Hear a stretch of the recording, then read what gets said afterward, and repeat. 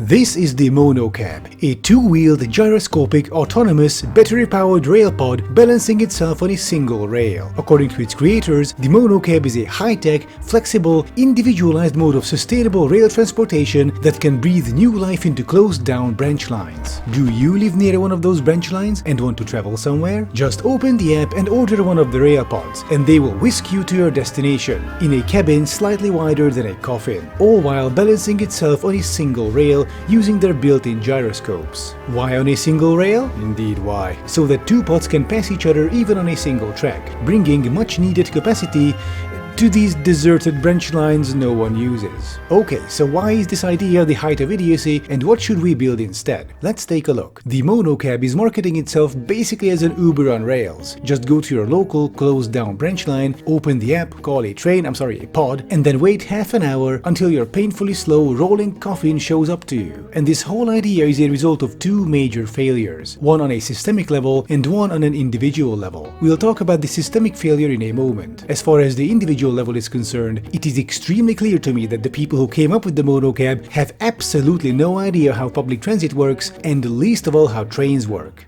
Look, these are trains. These are also trains, plush trains, my plush trains, which are on sale now for a limited time only. Get your own American GG1 or Hungarian V63 locomotive plushies now for just $29.99. You can also get matching passenger cars for each locomotive for only $18.99. You can use them as ornaments, pillows, or tools to discipline your pets.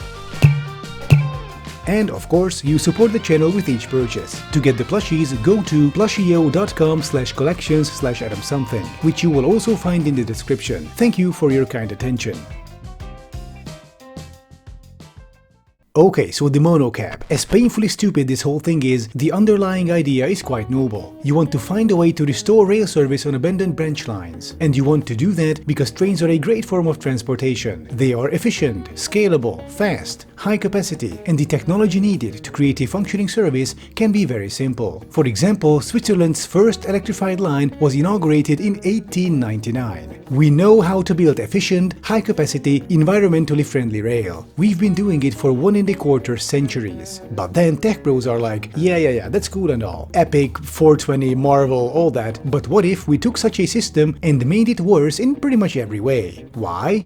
Because it needs to travel on a single rail, so that two pods can pass each other. So you can operate a single track line as a double track line, at the low price of forcing passengers into mobile coffins. But why do you need the flexibility and capacity of a double track line on these low traffic single track branch lines? Because they're tech bros, that's why. By that I mean they can only imagine the system as an individualized one. You don't have schedules. You have an app because of course you do, and you call a train with the app because of course you do, and travel to your destination very slowly in a battery-powered autonomous pod because of course you do. So how about we try to improve this system together? See if we can solve the many issues plaguing it. First off, we need to get rid of the individualized mass transit concept. What if we had this thing called a schedule, meaning that vehicles will run at predetermined times, enabling us to plan ahead so that two trains will never meet each other on a single track section. Great, so now the trains can have at least 4 wheels and can therefore use both rails. So we can get rid of all those moving parts in the form of a goddamn spinning gyroscope right under the passenger compartment. Also, we can now make the train cars wider than a coffin. So, you know, kinda like a regular fucking train. So there we go, we solved the problem. Let's just build a train, right? Well, unfortunately that's not happening, due to the aforementioned systemic failure when it comes to these projects. So this whole Monocab line would operate between the German city of Kleve and the Dutch city of Nijmegen. The Monocab is an attempt to link two cities across the border with transit. Currently, your only option is to take a bus, which takes almost an hour, compared to driving, which takes 23 minutes. So the Monocab wants to use the former rail line between these two cities to connect them once again. Both Kleve and Nijmegen have an active rail connection, but the link between them is missing. On the German side, it's interrupted by a parking lot right after Kleve station, and in Nijmegen, the old line converges with the existing double-track main line, but is abandoned completely. And this is the big systemic issue. Our political leaders would rather waste taxpayers' money on some bullshit autonomous, battery-powered, app-controlled, gyroscopic tech coffin rather than to invest money into real transit,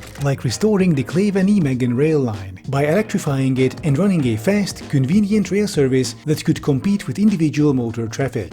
However, there is a plot twist. The German regional government is actually very interested in restoring the rail line. So are the locals in Kleve, which is the German side. The problem is with the Dutch side, where residents of one town, Groesbeck, do not want to hear it. They don't want any trains running there because the city already got built out around the tracks and it would disturb the French flair of the town's new central area, which is especially frustrating since right after Groesbeck there is the existing Dutch main line to which the line from Kleve could connect, thereby restoring the link to Nijmegen. Groesbeck is the only Dutch town on this rail line and it's blocking the entire project. So when it comes to the Monocab, tech bros are the least of our worries. The sorry state of transit here is first off due to the 1990s neoliberal mania of closing local rail lines, misguided allocation of public grants, and local NIMBYism. But the situation is not hopeless. I can definitely see some sort of tram-train service that could appease the NIMBYs and still provide reasonable speed and quality. Tram trains are, well, what the name says. Inside cities they act like trams, outside cities they act like trains. The Stadler Citylink is a great example. It's basically a heavy-duty tram, capable of a 100 km/h top speed on regular, heavy rail tracks. So if you want to restore service between Kleve and Nijmegen, do not look to monorail, gyroscopic, battery-powered, app-controlled coffin pods. Just build a fucking tram train, or get a regular train in plush version. You can go to Groesbeck and keep hitting the NIMBYs with them until they change their mind. Building or restoring a transit line between cities is difficult,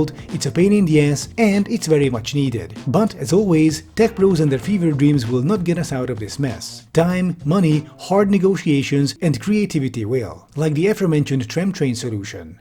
Thank you for watching, and don't forget, the plushies are available for a limited time only, so if you want to get your hands on them, you can do it now via this link, which you can also find in the description. With that, I'll be seeing you next time.